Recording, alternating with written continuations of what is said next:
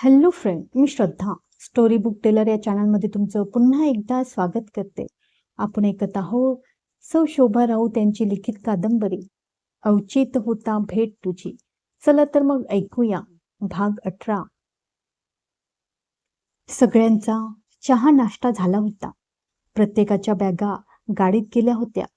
येतानाचा उत्साह आता परत जातानाही होता.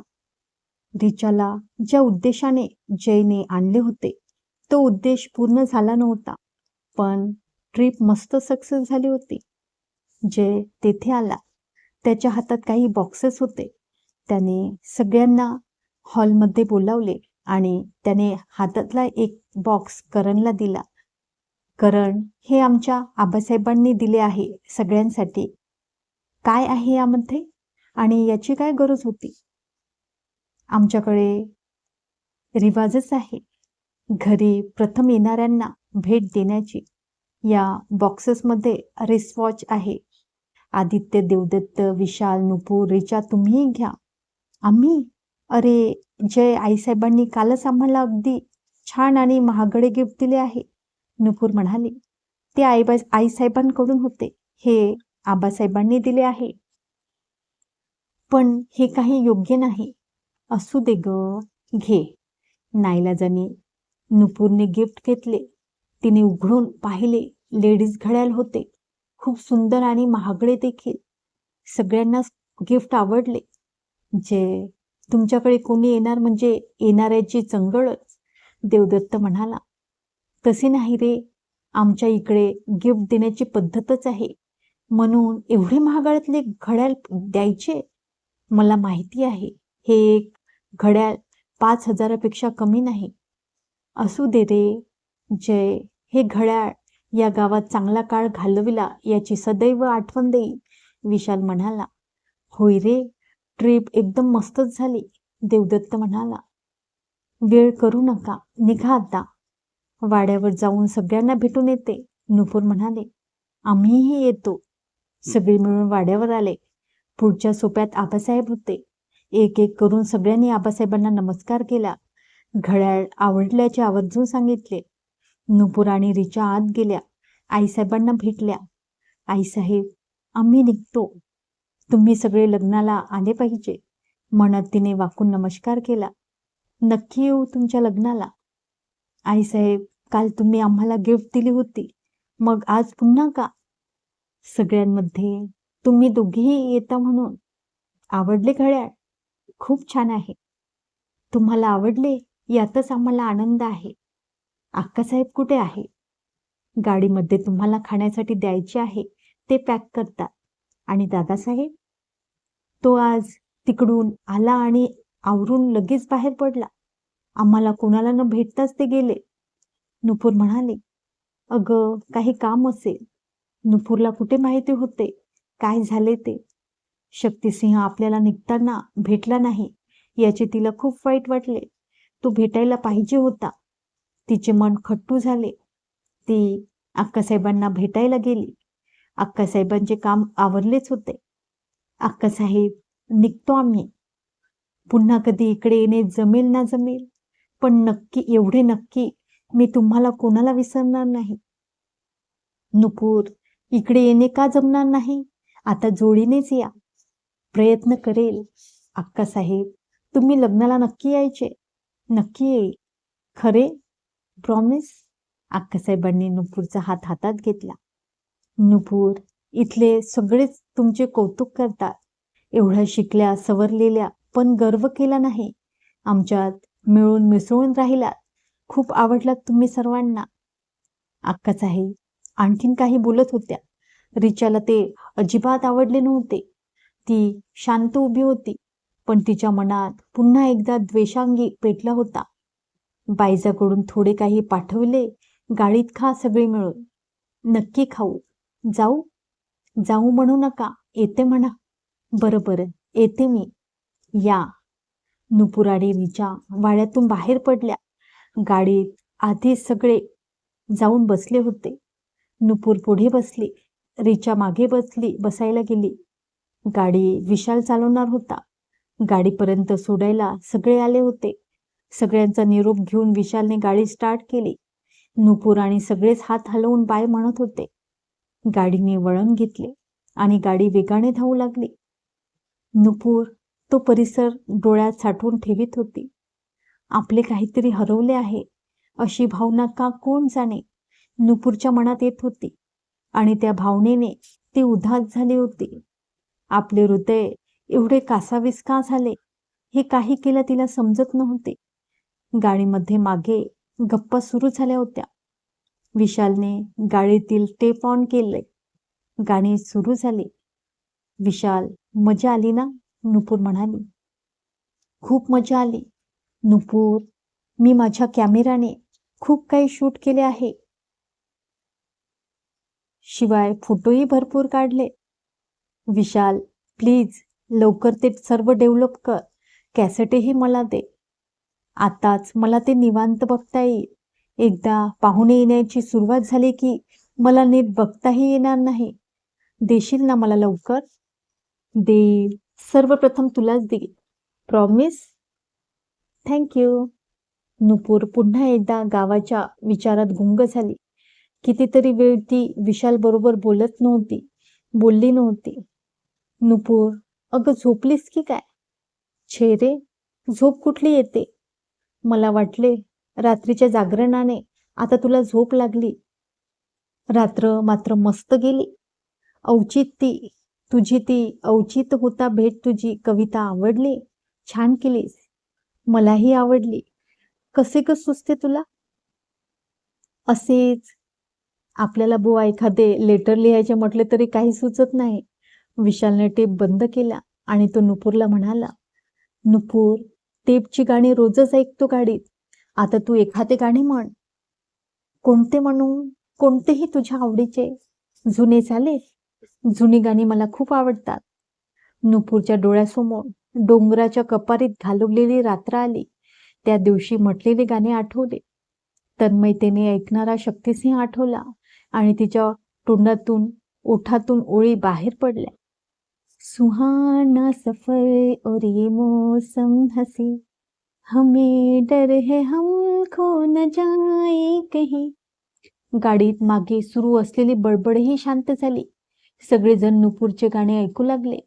नुपूरच्या डोळ्यासमोर गालातल्या गालात हसणारा शक्तिसिंह होता आणि त्याच्याबरोबर घालवलेले 3 दिवस. ती खुश होती आणि खुशीत तिचा आवाजही खूप गोड झाला होता. ती गात होती शक्तिसिंहासाठी. ते मात्र कोणाला माहिती नव्हते. तिला तरी कुठे नीटसे समजले होते. गाणे संपले. सगळ्यांनी टाळ्याचा गजर केला. नुपूरच्या आता लक्षात आले. गाणे म्हणताना आपल्या डोळ्यामधून अश्रूही आले होते. तिने डोळे पुसले. तिच्या चेहऱ्यावर हलकेसे स्मित झळकले. थोड्या वेळाने अक्कासाहेबांनी दिलेला खाऊ उघडण्यात आला आणि मग खाता खाता गप्पा सुरू झाल्या. वेळ कसा जात होता समजतही नव्हते. दुपारी जेवणासाठी एका हॉटेलसमोर विशालने गाडी उभी केली. सगळेजण जेवले. पुन्हा निघताना देवदत्त गाडी चालवायला बसला. त्याच्या जोडीला करण पुढे आला. नुपूर मागे गप्पा मारायला आली होती. अंधार होत होता. गाडी नुपूरच्या घरासमोर थांबली. चहा घेण्यासाठी सगळेच उतरले. नुपूरच्या घरी सर्वांचे आस्थेने स्वागत झाले. नुपूरने आधी फोन करून कळवले होते म्हणून तिच्या आईने सर्वांसाठी दहीवडे आणि उत्पीठ केले होते. सगळे खाऊ लागले. नुपूरच्या आईने प्रश्न केला, कशी झाली ट्रीप? मस्त. प्रत्येकाने हेच उत्तर दिले.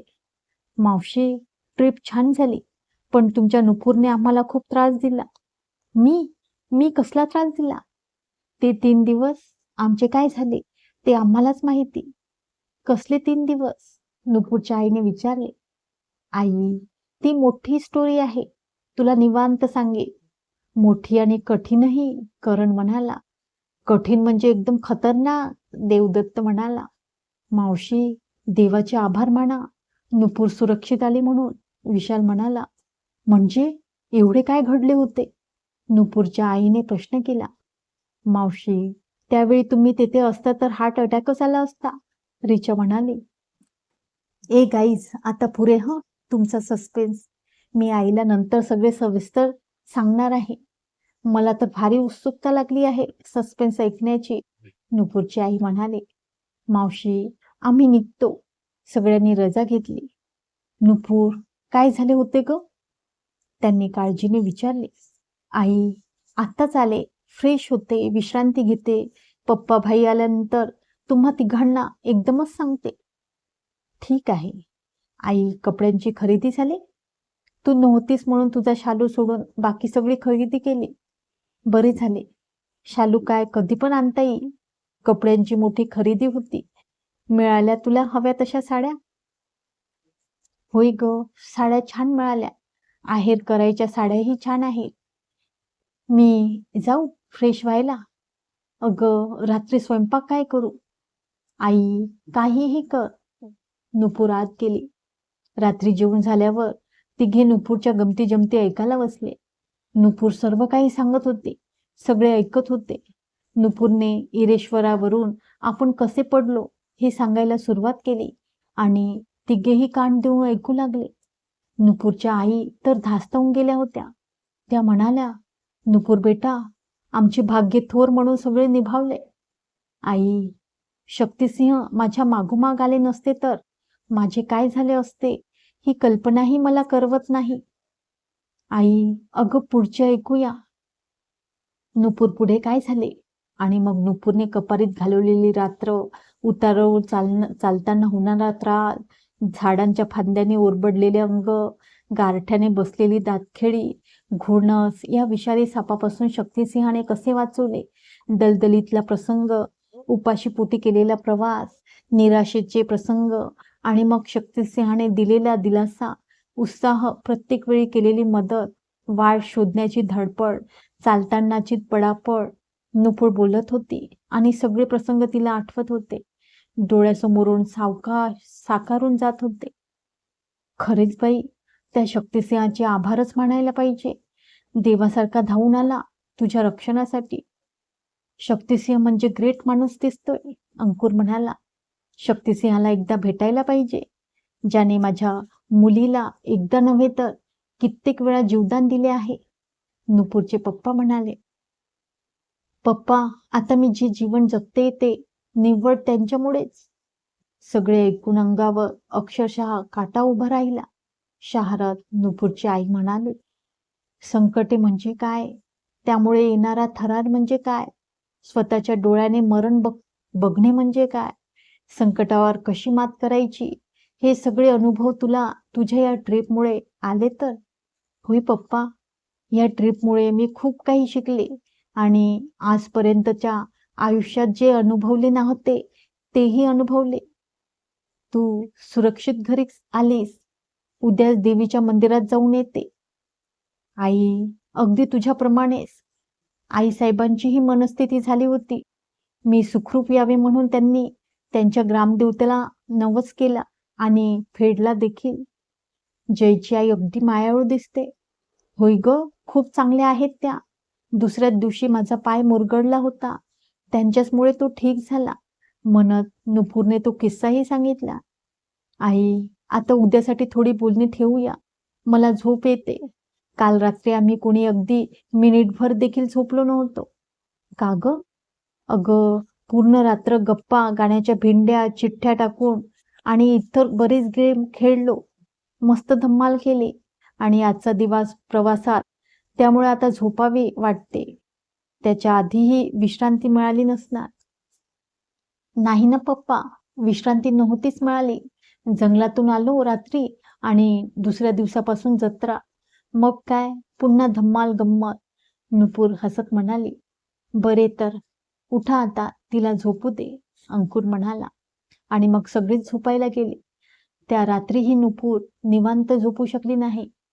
तिला जंगलातले प्रसंग पुन्हा पुन्हा स्वप्नात दिसत होते आणि ती स्वप्नात शक्तिसिंहाला हाका मारित होती, त्याचा आधार घेत होती. शक्तिसिंहाने तिची स्वप्ने काबीज केली होती, हेच खरे. सकाळी नुपूर चहा घेण्यासाठी आली. तिची आई आणि पप्पा चहा घेत होते. तिला आलेली पाहून तिची आई म्हणाली, गुड मॉर्निंग बेटा, झोप कशी झाली? गुड मॉर्निंग, छान झाली झोप. आता अगदी फ्रेश वाटते आहे. हे बघ, लवकर आवर आणि तुझ्या पप्पांबरोबर पत्रिका सिलेक्ट करायला जा. म्हणजे ते काम माझ्यासाठी राखून ठेवले होते की काय? होय ग, तुला आवडेल अशी पत्रिका चॉईस कर. चहा दे. पप्पा, किती अवकाश आहे निघायला? तासाभरात निघूया. चिक्कार वेळ आहे मग. मी आवरते माझे. नुपूरने चहा घेतला आणि ती आवरायला गेली. तासापूर्वीच ती आवरून आली. अरे नुपूर, आज तू बोलल्याप्रमाणे आवरलेस? पप्पा, हे सुद्धा ट्रिपमुळेच होऊ शकले. शक्तिसिंह आहेत ना, त्यांना सगळे वेळेवर लागायचे. त्यामुळे आमच्या ग्रुपला सवयच झाली होती. चांगल्या सवयी लावल्या तर त्या शक्तिसिंहाने. नुपूरच्या पप्पांनी न बघितलेल्या शक्तिसिंहाचे कौतुक केले. दोघे घराबाहेर पडले. नुपूरने जी पत्रिका आवडली तीच घेतली. तिच्या पप्पांनाही ती पत्रिका आवडली. 3 दिवसात पत्रिका छापून मिळणार होत्या. पप्पा, मी घरी जाते. तुम्ही जा हॉस्पिटलमध्ये. कशी जातेस? रिक्षा करून जाणार. नुपूर घरी परतली. नुपूर, झाले पत्रिकेचे काम? तिच्या आईने विचारले. होय, मस्त पत्रिका सिलेक्ट केली मी. पप्पांनाही आवडली. तू साड्या बघतेस का? बघ तुला आवडतात का? नुपूरने साड्या बघितल्या. खरोखरी तिच्या आईने छान साड्या आणल्या होत्या. आई, छान आहे सगळ्या साड्या. कलर छान आहेत. नुपूर, तुला यातल्या आवडतील त्या तुझ्यासाठी बाजूला ठेव. आई, अगं, मला जास्त साड्या नकोत. अमेरिकेत साड्या कुठे मी जास्त वापरणार आहे. अगं, साखरपुड्याच्या वेळेसच पराग म्हणाला होता, तिकडे तुला साड्या जास्त वापरता येणार नाहीत. मला वाटते ड्रेसच घेऊया. ड्रेस तर घेऊयातच, पण मला वाटते लग्नानंतर साधारण महिनाभर तू इथे भारतातच राहणार आहेस. नवी नवरी साडीत छान दिसते. बरं बाई, काढते थोड्या साड्या. नुपूरने 10-12 साड्या बाजूला केल्या. तेव्हा कुठे तिच्या आईचे समाधान झाले. नुपूर, संध्याकाळी जाऊया शॉपिंगला. या साड्यांवर ब्लाऊज पीस घेऊया आणि त्या पिको फॉललाही टाकूया. आई, आजच हे सर्व करायला पाहिजे? अगं, बघता बघता दिवस सरतील आणि मग आपलीच घाई गडबड होईल. ही असली कामे वेळेत केलेली बरी. आणि हो, आजच तुझा शालूही घेऊ, म्हणजे एकाच वेळी सगळे ब्लाऊज शिवून होतील. आणि त्यानंतर नुपूरला उसंतच मिळत नव्हती. रोज काही ना काही शॉपिंग होत होतेच. केळवणाची आमंत्रणही येत होती. कोणाला नाही म्हणणार, सगळीकडे जावे लागत होते. तिच्या जोडीला तिची चुलत बहीण पायल नेहमी असायची. खरे म्हणजे परागचे स्थळ प्रथम पायलसाठीच आले होते. पायल बरोबर त्या लोकांनी नुपूरलाही बघितले होते. नुपूरचे 4 गुण जास्त जमले डॉक्टर पराग बरोबर आणि मग लग्नही जमले होते. पायलने ते काही मनात ठेवले नव्हते. ती नुपूरच्या प्रत्येक कामात मदत करीत होती. पायल चुलत बहीण असली तरी नुपूरची चांगली मैत्रिणीही होती. पण पायलची आई त्यांना मनात कुठेतरी लागून राहिले होते. आपल्या पायलसाठी आलेले एवढे छान स्थळ नुपूरने पटकावले. नाही म्हटले तरी त्या मनातून नाराजच होत्या. डॉक्टर पराग आपला जावई झाला नाही याचे त्यांना दुःख झाले होतेच. पायल मात्र हे सगळे विसरून मोठ्या उत्साहाने लग्नाच्या कामात मदत करीत होती. आपली प्रॅक्टिस सांभाळून ती येत जात होती. विशालला समोर बघून नुपूरला खूप आनंद झाला. नुपूर, तुला प्रॉमिस केल्याप्रमाणे ट्रिपचे फोटो आणि कॅसेट सर्वप्रथम तुला दाखवायला आणले आहे. थँक्यू विशाल, थँक्यू, म्हणत तिने फोटोचा अल्बम घेतला त्याच्या हातातून. विशाल, तू बैस निवांत, मी फोटो पाहते. आई, ए आई, तिने आईला हाक मारली. तिच्या आई बाहेर आल्या. विशालला समोर बघून त्यांनी विचारले, विशाल, कधी आलास? हे काय, आत्ताच येतोय. आई, तू विशालसाठी चहा वगैरे आण, मी फोटो पाहत बसणार आहे. त्याचवेळी पायलही आली. पायल, ये, तुला मी आमच्या ट्रिपचे फोटो दाखवते. पायल नुपूरच्या शेजारी बसली. विशालने सुरुवातीपासूनचे फोटो ओळीने व्यवस्थित लावले होते. प्रत्येक फोटोची काही ना काही स्टोरी होतीच. पायलला नुपूर सांगत होती. विशालही त्यांच्यात सामील झाला होता. फोटो बघताना तो प्रसंग डोळ्यापुढे उभा राहत होता आणि मग विशाल, नुपूर त्यावर कमेंट्स करीत होते. फोटो खूप छान आले होते. अनेक प्रकारचे फोटो होते. नुपूरने पान पलटले आणि ती बघतच राहिली. शक्तिसिंहाचा फोटो होता, क्लोजअप. ती घाईने म्हणाली, हेच ते शक्तिसिंह ज्यांनी मला जीवदान दिले आहे. छान आहेत, स्मार्ट दिसतात, वागतातही स्मार्ट. नुपूर बोलून गेली. आवडलेत तर तुला? पायल म्हणाले. ऑफकोर्स, आवडण्यासारखेच आहेत. नुपूर, त्यांच्याबद्दल तुझ्या काही वेगळ्या कमेंट्स होत्या? रिचा म्हणाली होती मला. विशाल म्हणाला, वेगळं म्हणजे रे? तुला ते अजिबात आवडत नाहीत असे म्हणत होते ते. नुपूरच्या चेहऱ्यावर हलकेसे स्मित आले. तिला तसे वाटत असेल तर वाटू दे, नुपूर म्हणाली. विशाल, चहा घे. नुपूरच्या आई वसुंधराबाई म्हणाल्या. विशालने चहाचा कप घेतला. बिस्किटांच्या डिशमधली 2 बिस्किटे उचलली. वसुंधराबाईही तेथेच बसल्या. नुपूर, तू बघितलेले फोटो मला दे, मीही बघते. आई, त्यापेक्षा माझ्याजवळ ये, इकडे ये. मी सांगते तुला फोटो कधी, कुठे घेतले वगैरे माहिती. वसुंधराबाई नुपूरच्या उजव्या बाजूला बसल्या. नुपूर पुढचे फोटो बघत होती, त्याबद्दल सांगत होती. नुपूर, प्रथम मला शक्तिसिंहाचा फोटो दाखव, त्या म्हणाल्या. नुपूरने अल्बमची पाने मागे घेतली. तिने शक्तिसिंहाचा फोटो दाखवला. त्या फोटोमध्ये शक्तिसिंह 2 हातात 2 पानकोंबड्या घेऊन हसत उभा होता. हाच शक्तिसिंह. अगं, अगदी तरुण आहे की. तुला तो म्हातारा वाटला होता? पायलने विचारले.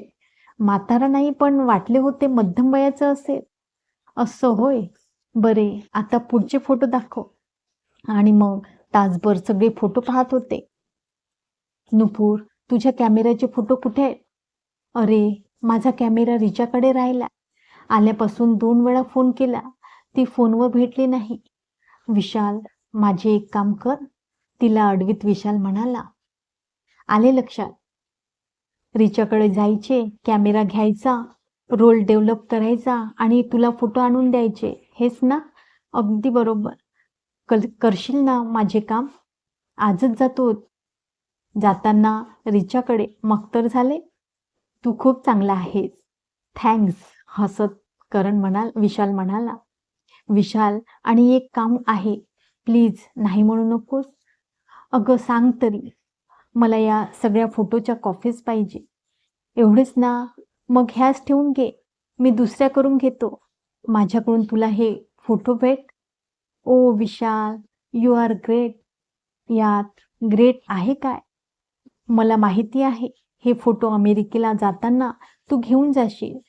जेव्हा केव्हा आमची आठवण येईल तेव्हा पाहशील. कदाचित तेव्हा तुझ्या डोळ्यात अश्रूही असतील. विशाल असे म्हणाला. पण त्यावेळी त्यांच्या डोळ्यात अश्रू आले. ते बघून सगळ्यांचेच डोळे ओलावले. क्षणात वातावरण भावूक झाले. विशाल, खरेच रे, तुम्हा सगळ्यांना मी खूप मिस करेन. नुपूरचे डोळे भरून आले. विशाल, अरे तुमच्यासारखे मित्र असल्यावर आठवण येणारच तिला. नुपूर, आम्ही येऊ हं फिरायला अमेरिकेला. तेव्हा हक्काने तुझ्याच घरी येणार. तेव्हा वैतागू नकोस म्हणजे झाले. नाहीतर तेव्हा म्हणशील, काय हे माझे मित्र अमेरिकेला आले की मलाच वैताग देतात. विशाल हसत म्हणाला आणि पुन्हा वातावरण बदलले. विशाल, आताच आमंत्रण देते, नक्की या माझ्याकडे. तुम्ही माझ्याकडे याल तो दिवस माझ्यासाठी दिवाळी असेल. चला तर मित्रांनो, आता इथेच थांबूया. भेटूया उद्याच्या भागात. तोपर्यंत नमस्कार.